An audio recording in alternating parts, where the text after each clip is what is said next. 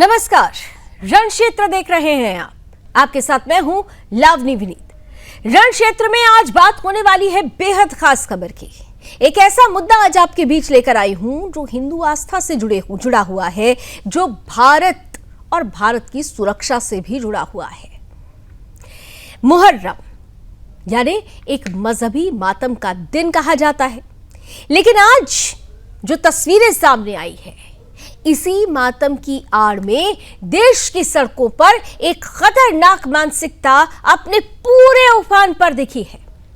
तलवारें, मशालें, नारेबाजी और विदेशी झंडे। ये शोक नहीं था, ये था शक्ति प्रदर्शन, और वो भी गजवाए हिंद की सोच के साथ। लखीमपुर में पुलिस के सामने नंगी तलवारें लहराई गई, देवरिया में फिलिस्तीन का झंडा लहराया, श्रीनगर में खामनेई और हिजबुल्लाह के आतंकी कमांडर्स की तस्वीरें लहराई गई, तो झारखंड में मंदिरों पर पत्थरबाजी की गई। और तो और किशनगंज में छोटे छोटे मासूम बच्चों के हाथों में मशाल तक थमा दी गई। क्या ये मातम है या फिर मजहबी उन्माद का मंजर है?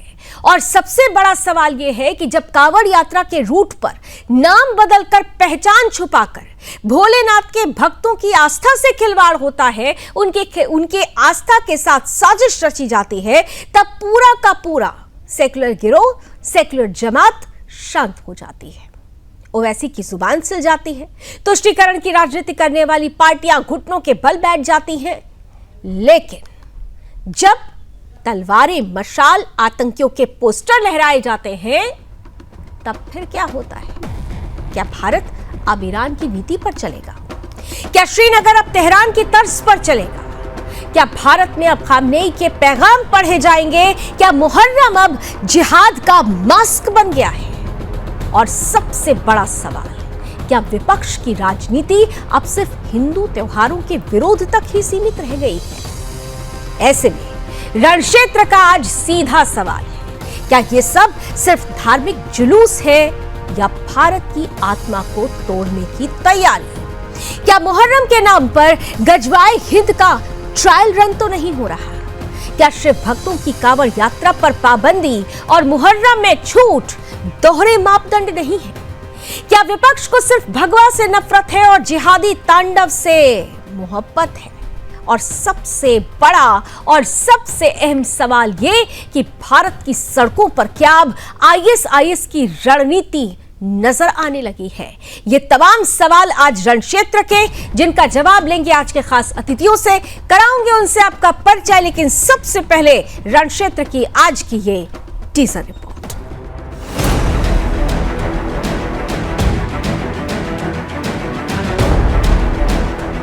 मुहर्रम के नाम पर देश भर की सड़कों पर जिहादी मानसिकता का नंगा नाच दिख रहा है।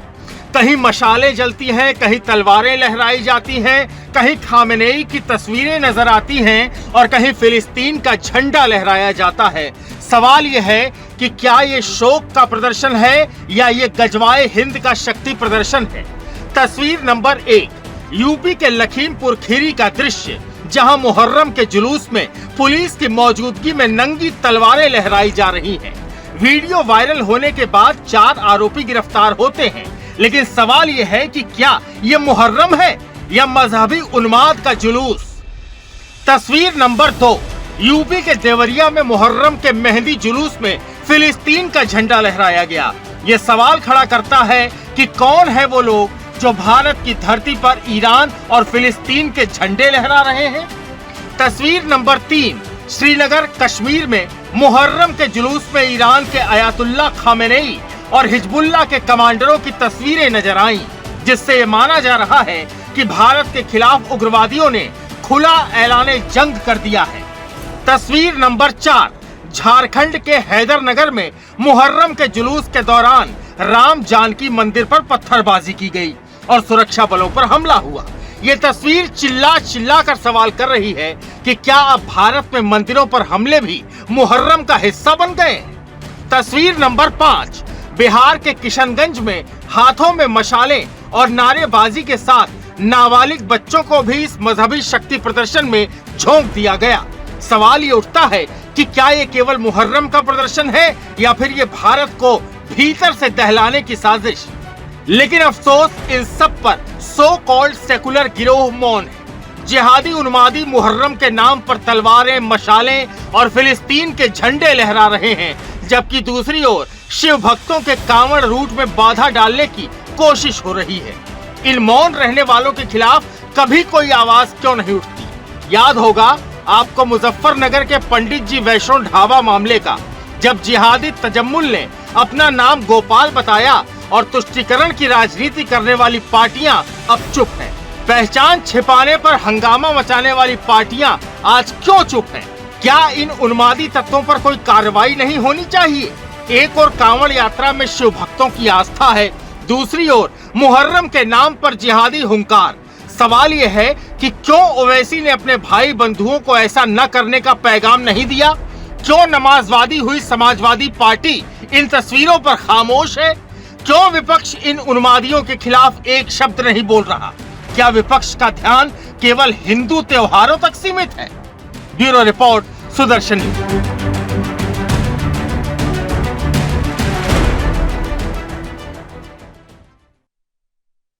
वो एक मानसिक रूप से दिवालियेपन के कगार पे खड़े हो गए। ये जरूरी है क्या कि आप कांवड़ यात्रा के रास्ते में है बिरयानी महोत्सव करिए?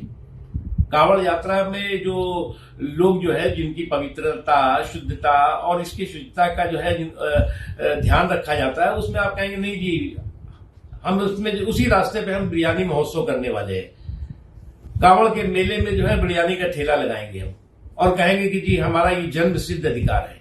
मेरा नाम देखो गोपाल नाम रखा रहा, जबरदस्ती चूड़ा पहनागा। किसने रखवा था गोपाल नाम तुम्हारा? मालिक ने।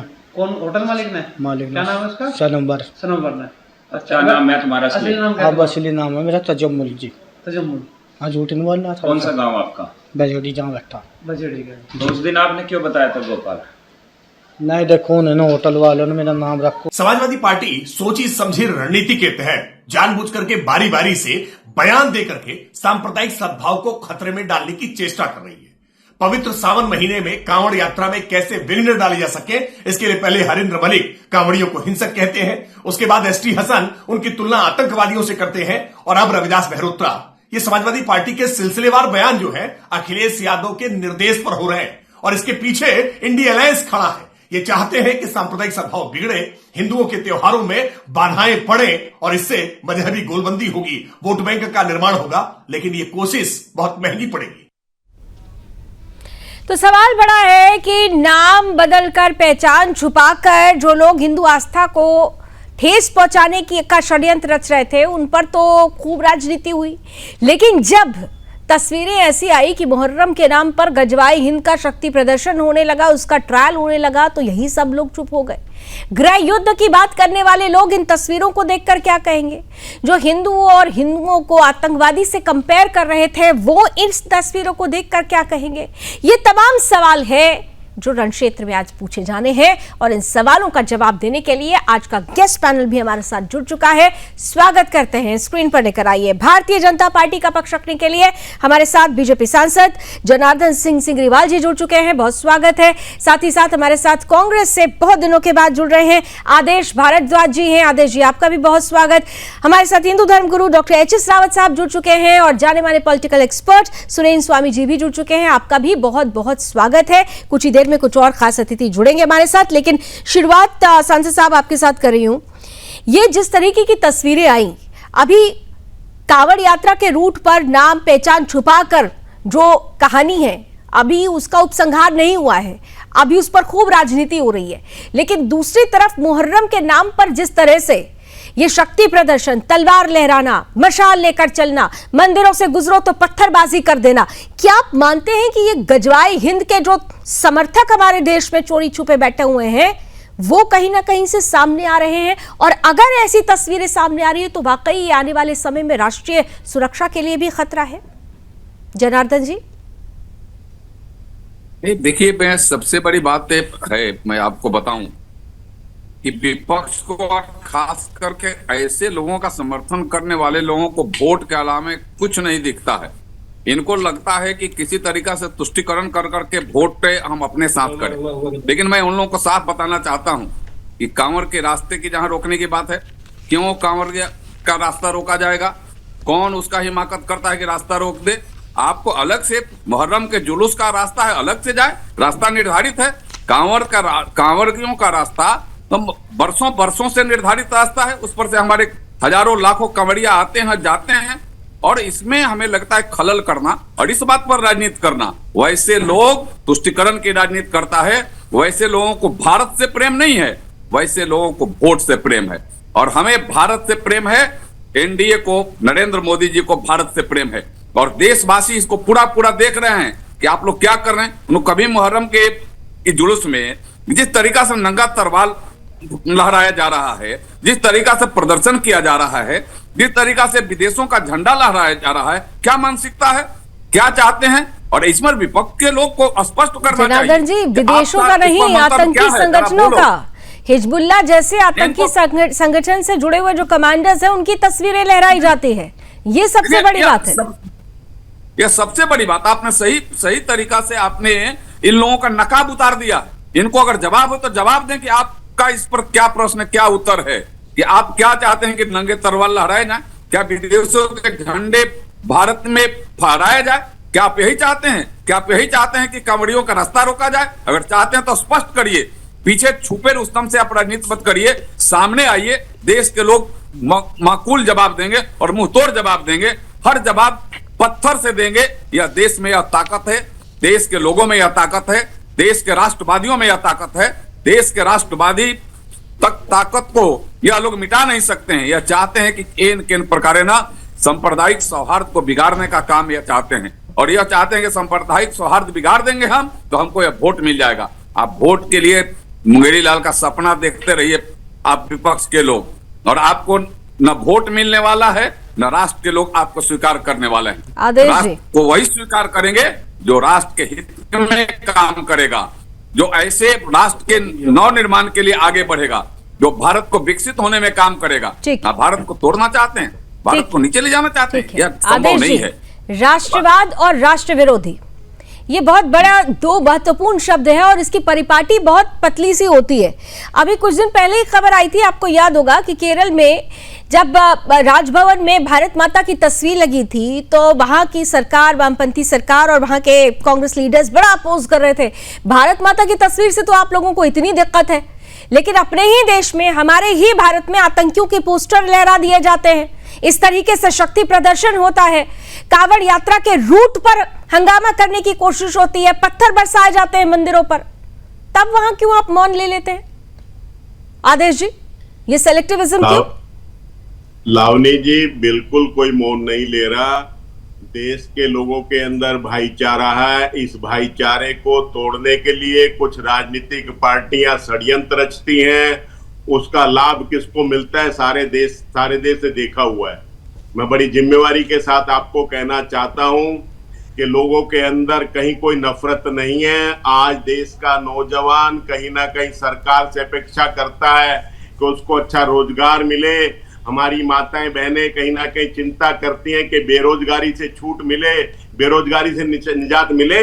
कोई लड़ने के लिए नहीं घर से बाहर निकल रहा, लेकिन सच्चाई है कि कुछ लोग कहीं ना कहीं लोगों को बरगलाने का काम करते हैं। और हम आदेश जी, ये जो दिखाइए, वो जुलूस की तस्वीरें दिखाइए जरा, आदेश जी को दिखाइए।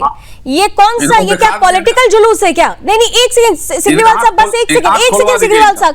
आदेश जी, ये मुहर्रम का जुलूस निकल रहा है, ये किसी पॉलिटिकल पार्टी का प्रदर्शन नहीं है, ये मुहर्रम का जुलूस है। आप जो कह रहे हैं ना कि पॉलिटिकल पार्टी बरगलाती है, बीजेपी पर आप सवाल खड़ा कर रहे हैं, अभी जवाब दे देंगे, जनार्दन जी इसका जवाब देंगे, लेकिन ये जो तस्वीरें आप देख रहे हैं ना, ये मुहर्रम का जुलूस है भाई साहब। ये पॉलिटिकल पार्टी की कोई यात्रा नहीं है, ये कोई पॉलिटिकल जुलूस नहीं है।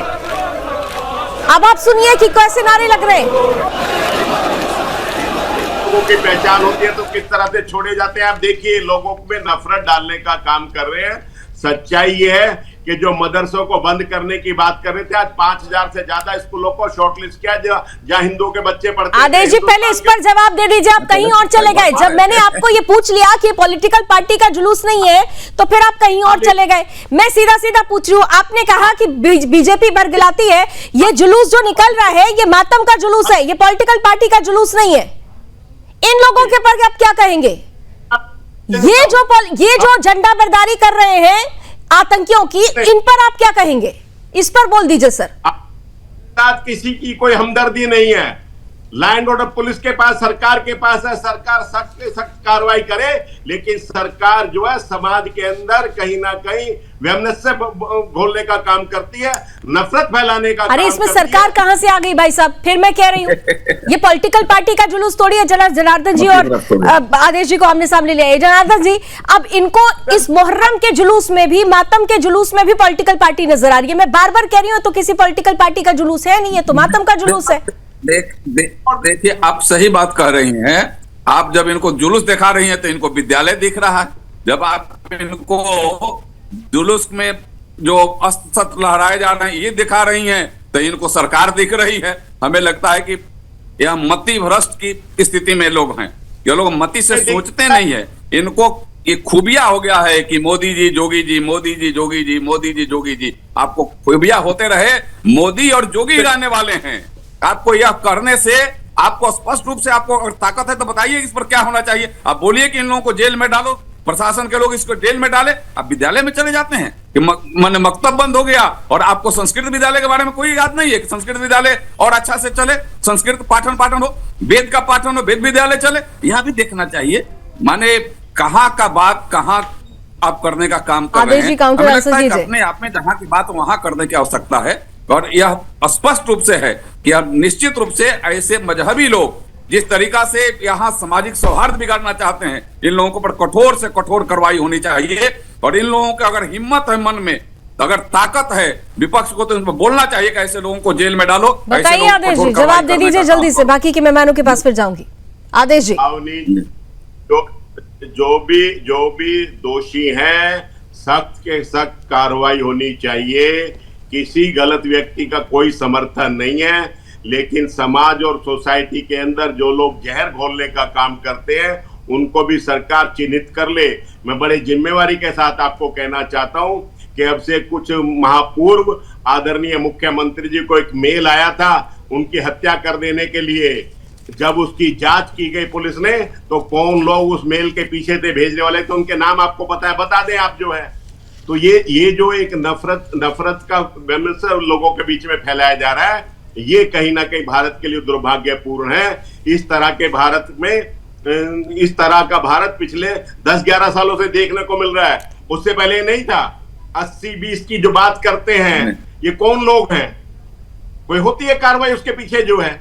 देश संविधान से चलेगा, लेकिन ये लोग कहीं ना कहीं संविधान को कुचलने का काम करते हैं। संविधान को कौन कुचल रहा है सर, यही तो तय करना है। इन तस्वीरों पर भी आप कुछ नहीं बोल पा रहे, फिर आप गोल गोल जलेबी बनाने लग गए। मौलाना शहाबुद्दीन जी भी हमारे साथ जुड़ चुके हैं। मौलाना साहब को जरा स्क्रीन पर लेकर आइए। शहाबुद्दीन जी, स्वागत है आपका। आप थोड़ी देर में जुड़े हुए थे, लेकिन मेरा सवाल बड़ा सीधा सा है। मौलाना साहब, जरा ये बता दीजिए कि क्या मुहर्रम में इस्लाम इस बात की अनुमति देता है कि खूब तलवारें लहराइए, खूब मशाल निकालिए, देश विरोधी नारे लगाइए, आतंकियों के पोस्टर लहराइए? ये मातम का जुलूस है? मौलाना शहाबुद्दीन जी,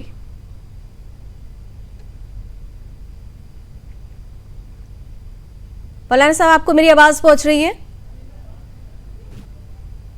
शायद उन तक मेरी आवाज नहीं पहुंच रही है। पैनल प्लीज जरा देखिए। एच.एस. रावत साहब, देखिए बड़ी विडंबना वाली बात है। हमारे यहाँ कांवड़ियों के रूट पर जिस तरीके से खिलवाड़ किया जा रहा है, आस्था के साथ खिलवाड़ किया जा रहा है, जब उस पर हमारा हिंदू संगठन बाहर निकलता है तो उसका कंपैरिजन कर दिया जाता है आतंकवादियों से। क्या क्या नहीं कहा जा रहा है, ये सब देख रहे हैं। लेकिन जब इस तरीके की परिस्थिति होती है, जहां पर तलवार भी है, मशाल भी है, देश विरोधी नारे भी हैं, आतंकियों की पोस्टर भी हैं, हर कोई चुप। ये है सेलेक्टिविज्म।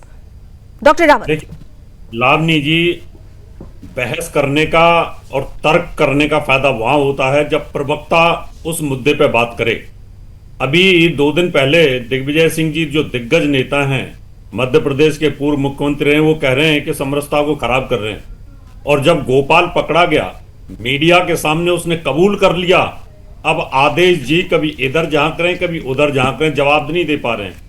जब आदेश जी थोड़ी देर पहले, जस्ट 5 मिनट पहले बोल रहे थे कि ये हिंदुस्तान के माहौल को खराब करने पर लगे हुए हैं, और जब इनको दिखाई गई तलवारें, जब दिखाए गए आतंकवादियों के झंडे, और अभी भी दिख रहे हैं वहां पर, तो फिर कहने लगे नहीं मदरसों की बात कर रहे हैं, फलानी बात कर रहे हैं। अब ऐसे आदमी के सामने क्या बहस करोगे आप, जिस आदमी का इतना विजन नहीं है कि वो यहाँ बहस पे क्या पूछा जा रहा है और क्या जवाब देना है, और उसके पास तर्क नहीं है बहस पे बात करने के लिए, लेकिन बदनाम करने के लिए भारतीय जनता पार्टी है, बदनाम करने के लिए मोदी जी हैं, बदनाम करने के लिए योगी जी हैं। इनको दिखाई नहीं दे रहा कि भाई क्यों आपने ढाबों के ऊपर नाम बदल करके रखे हुए लोगों के हैं।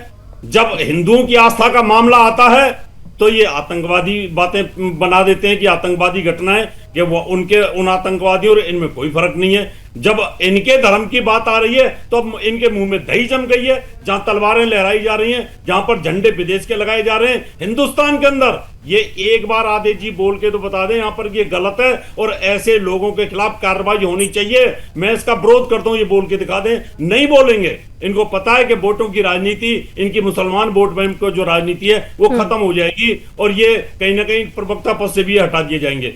तो ये दोहरी राजनीति तो आप कर रहे हो।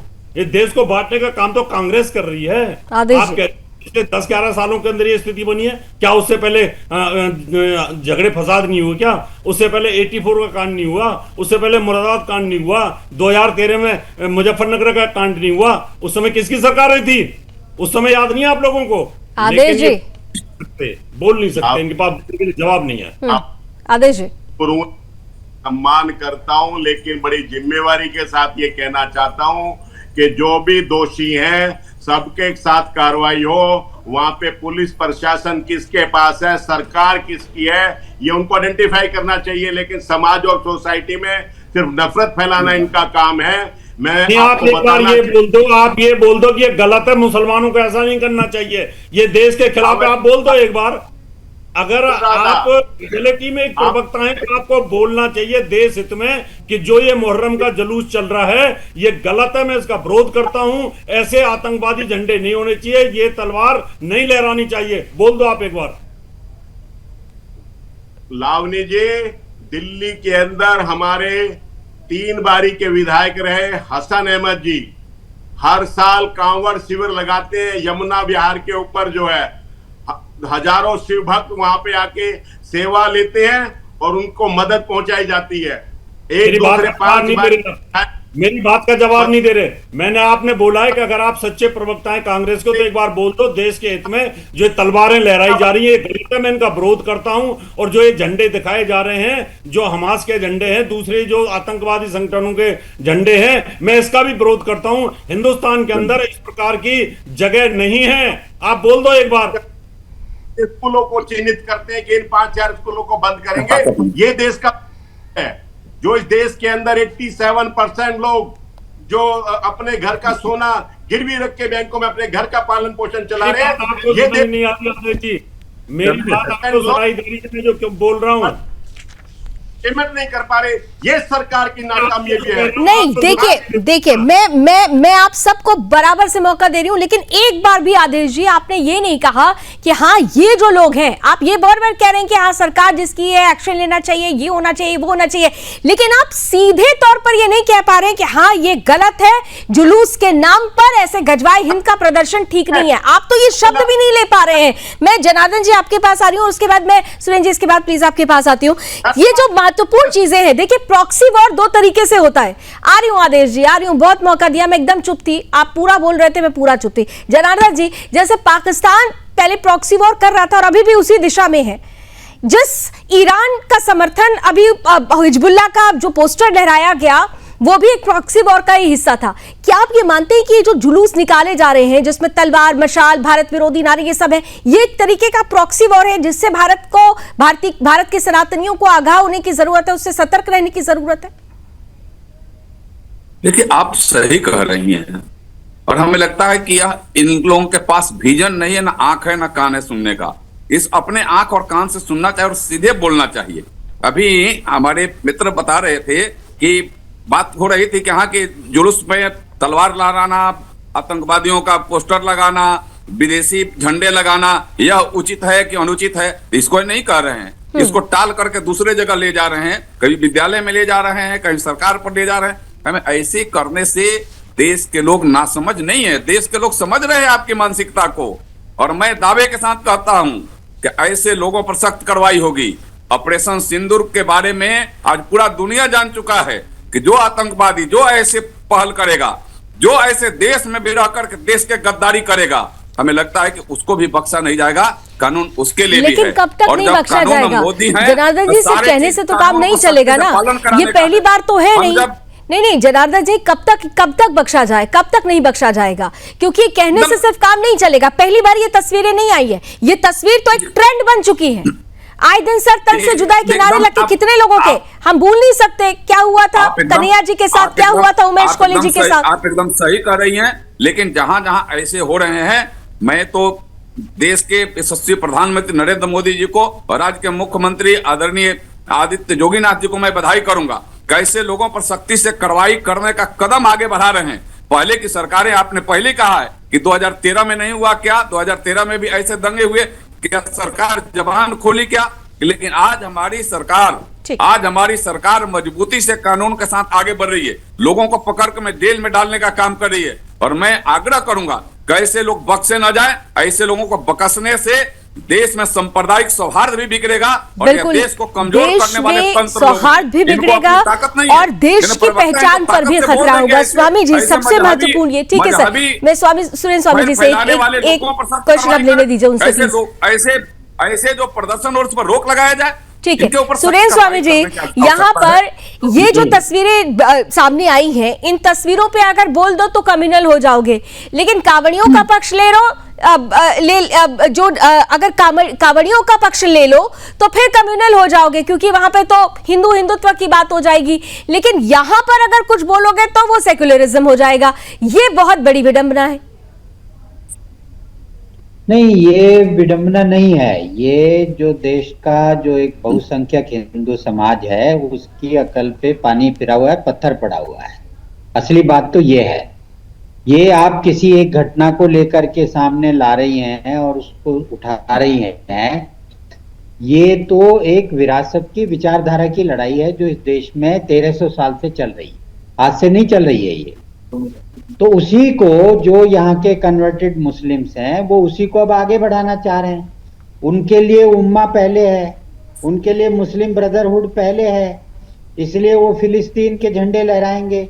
वो हिजबुल्लाह, जिसको आतंकवादी संगठन घोषित किया हुआ है, उसके झंडे लहराएंगे। ये हमास के समर्थन में बोलेंगे। तो ये इनको बोलना है, ये दुनिया में कहीं भी होगा बोलेंगे। लेकिन अगर हिंदुओं पे पाकिस्तान में अत्याचार होगा, अगर हिंदुओं पे बांग्लादेश में अत्याचार होगा, तो ये चुप रहेंगे। और जहां तक विपक्षी दलों की बात है, विपक्षी दलों में दो तरह के दल हैं। एक दल तो देश का वो है जिसकी लीडरशिप ही हिंदू नहीं है।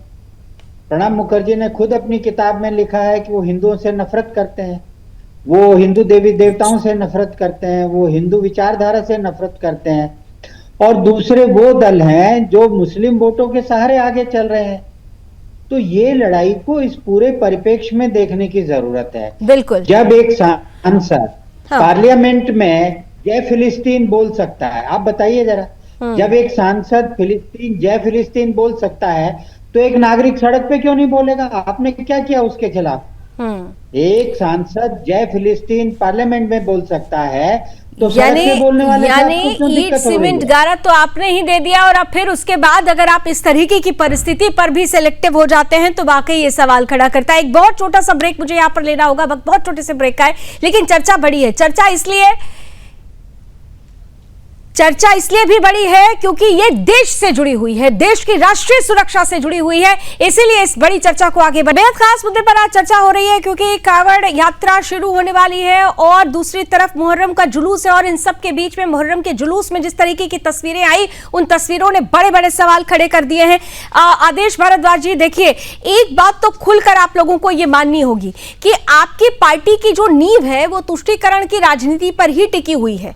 अगर बीजेपी हिंदुओं की, कांवड़ियों की बात करती है तो आप उस पर उंगली खड़ा कर देते हैं, लेकिन आपकी पार्टी तो खुद मुल्ला पार्टी कही जाती रही है। खुद प्रधानमंत्री आपकी पार्टी से जो थे, इस देश के प्रधानमंत्री स्वर्गीय डॉक्टर मनमोहन सिंह जी, उन्होंने ही कहा था संसाधनों पर पहला अधिकार किसका है, और आज तक वही सोच चली आ रही है। आपने कहा, एक मिनट मेरा पूरा सवाल हो जाने दीजिए, उसके बाद जवाब दीजिएगा आदेश जी। आप लोगों की यही कमजोरी भी है, आप लोग क्या करते हैं, बात को गोल गोल घुमा देते हैं या सवाल को नजरअंदाज करते हैं। केरल का जिक्र मैंने किया था, भारत माता की तस्वीर पर आपने कहा कि नहीं हमने तो कुछ नहीं किया, जबकि आपकी ही पार्टी के नेता भारत माता की तस्वीर के लिए कह रहे थे ये तो आरएसएस से जुड़ी हुई तस्वीर है। इस देश में भारत माता की तस्वीर को आप आरएसएस से जोड़ देते हैं, तो फिर हिजबुल्लाह के आतंकी की तस्वीर जो लहराई जा रही है उसको किससे जोड़ेंगे आप? भारत माता की तस्वीर हर व्यक्ति के हृदय में है। भारत माँ का सम्मान हर व्यक्ति के हृदय में है। जिन्होंने 52 आपकी ही पार्टी के बहुत सारे नेता हैं जो भारत माता की जय बोलने से कतराते हैं, उनके लिए भी फिर ये संदेश दीजिए ना, जो संदेश आप यहाँ बैठकर दे रहे हैं।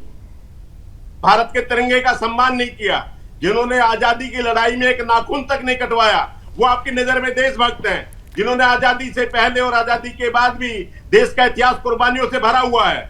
हम आपकी ही पार्टी के नेता भारत माता की जय नहीं बोलते हैं, उन पर भी कुछ बोल दीजिए या उनको छोड़ देंगे? जगदम्बिका जी हमारे बीच में है, वरिष्ठ सांसद हैं। मैं अनुरोध करता हूं कि कुंभ के मेले के अंदर योगी जी ने कहा कि 30 लोगों की मृत्यु हुई है। ये देखिए, मैं पूछती क्या हूं, आप चले कहां जाते हैं, क्योंकि आप मेरे सवालों में फंसते हैं। जो पूछ रही हूं उस पर आइए ना। अब आप कहां महाकुंभ पर पहुंच गए? महाकुंभ को किस तरीके से आप लोगों ने बदनाम करने का प्रयास किया था, और महाकुंभ से इतना लगाव था तो आपके राहुल जी और प्रियंका जी, सोनिया जी कोई पहुंचा नहीं वहां पर डुबकी लगाने के लिए।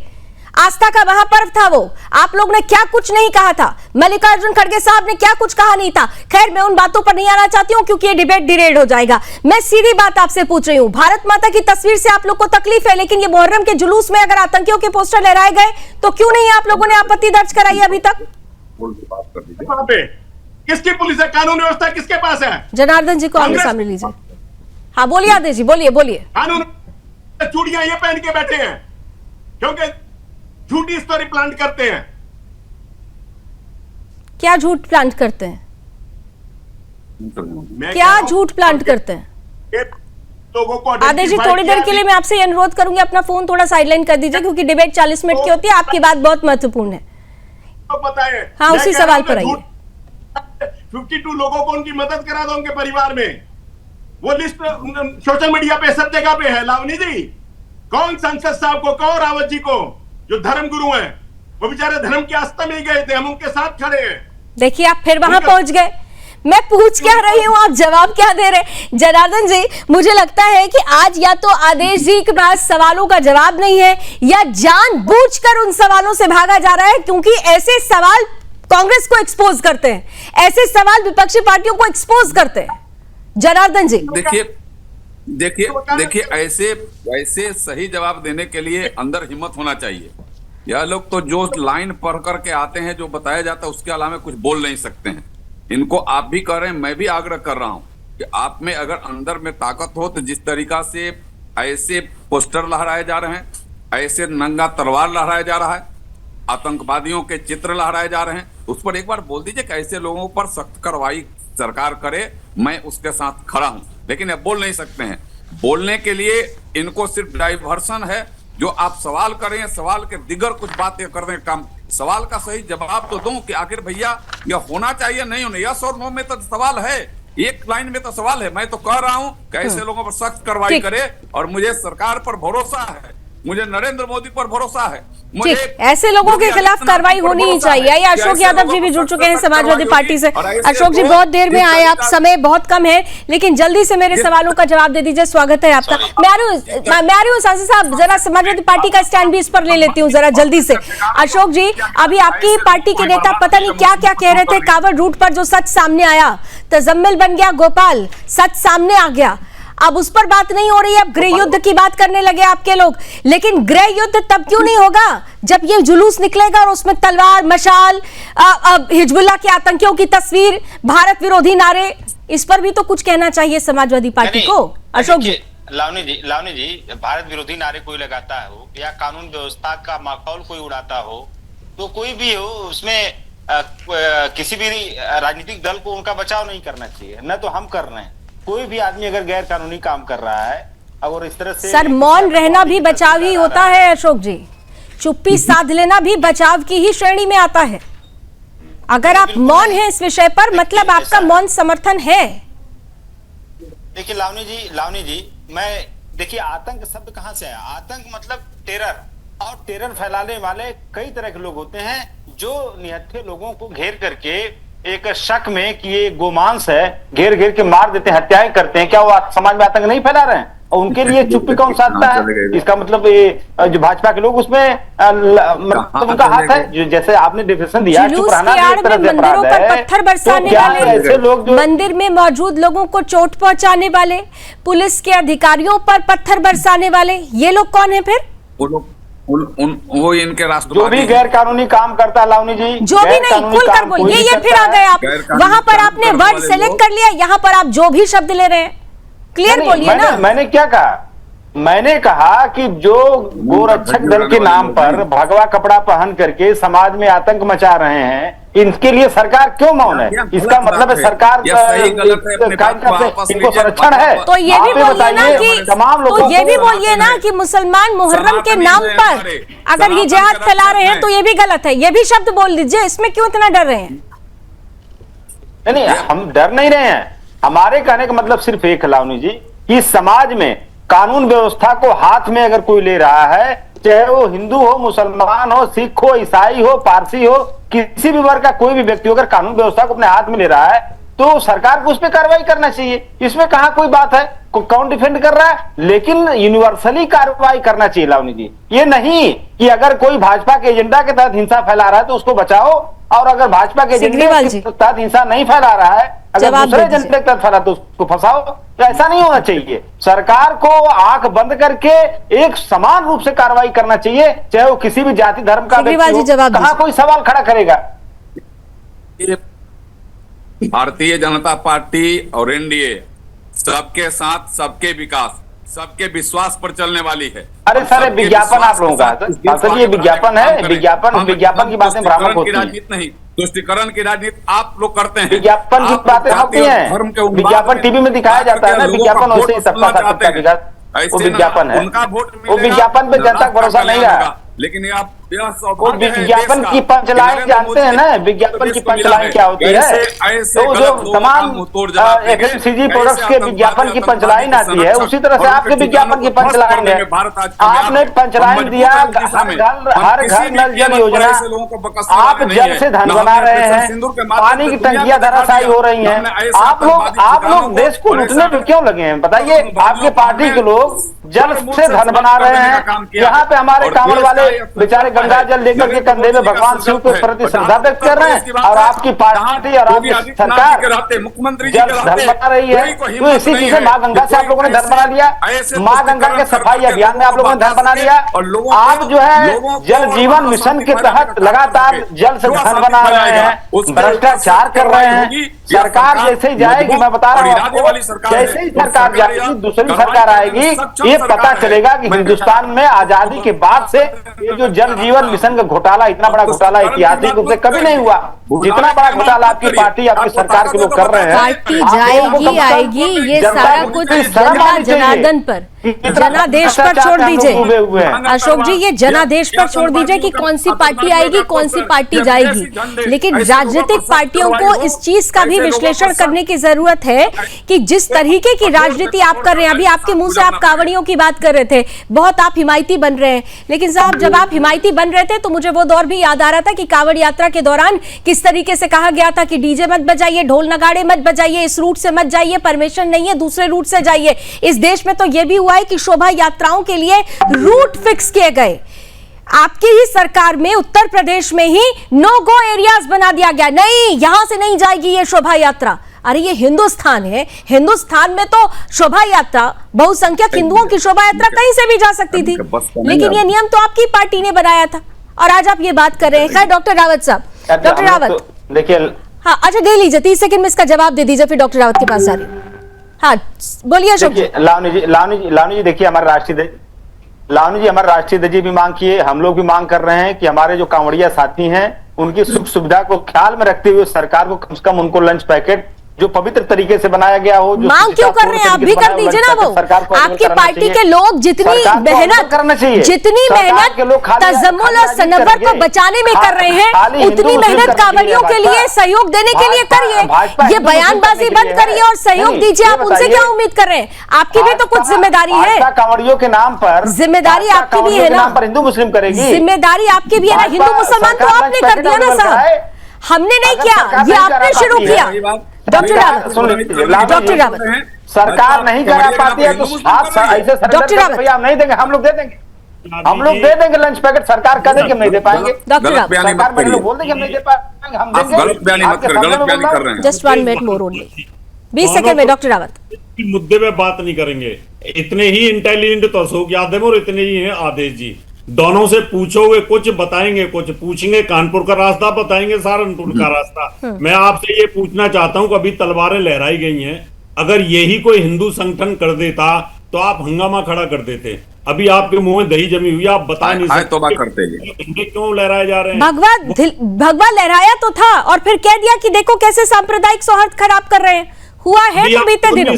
तो यादव जी एक शब्द नहीं बोल सकते, ये नहीं कह सकते कि मैं ऐसे मुसलमान जुलूस और ऐसे मुहर्रम के जुलूस का विरोध करता हूँ, ये गलत है, देश के अंदर नहीं होना चाहिए, ये बोल के बता दें। क्यों उनको पता नहीं स्वामी जी, और हिंदुओं के लिए बोल देंगे। What to be done next? Surendra Swami ji, last comment then सभा। मेरा तो ये कहना है लावनी जी कि कांग्रेस और विपक्षी दल ये चाहते हैं कि हिंदू मुसलमान के बीच में झगड़ा बना रहे ताकि मुसलमानों का वोट इनको मिलता रहे, और ये चाहेंगे कि गृह युद्ध हो। तो जो कांग्रेस की नीति है कि देश टुकड़े टुकड़े, ठीक है, लेकिन ये होना नहीं चाहिए, इसके लिए हमें जागना होगा। थैंक यू सो मच, बहुत बहुत धन्यवाद। आप सभी हमारे साथ जुड़े, समय से हम आगे ऑलरेडी एक्सटेंड कर चुके हैं, लेकिन इतना जरूर है, ये जो परिस्थिति बनी है वो हिंदुओं के लिए एक वेकअप अलार्म है।